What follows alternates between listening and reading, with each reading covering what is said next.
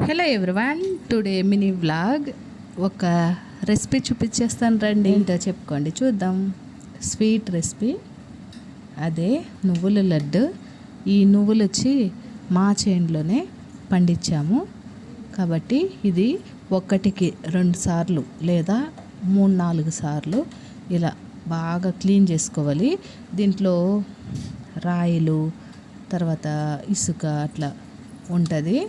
ఎందుకంటే చేను దగ్గర నుంచి అట్లే తీసుకొస్తాం కాబట్టి ఉంటుంది. కాబట్టి 3-4 సార్లు బాగా క్లీన్ చేసుకొని చెరిగేసిన తర్వాత ఇలా వేయించుకుంటున్నాను. వేయించుకుంటే స్మెల్ సూపర్ వస్తుంది. దీనిపైన పొట్టు ఏం తీయాల్సిన అవసరం లేదు. వేడిగా ఉంది. వేడిగా ఉన్నప్పుడు కొంచెం చల్లార్చుకొని కొంచెం బెల్లం, ఈ నువ్వులు కలిపి గ్రైండ్ చేసుకునేస్తే మనకి నువ్వుల లడ్డు అనేది రెడీ అయిపోతుంది. చింబిలి అని కానీ అంటారు దీన్ని. మీరేమంటారు? కామెంట్ బాక్స్లో కామెంట్. అలాగే సబ్స్క్రైబ్ చేసుకోండి.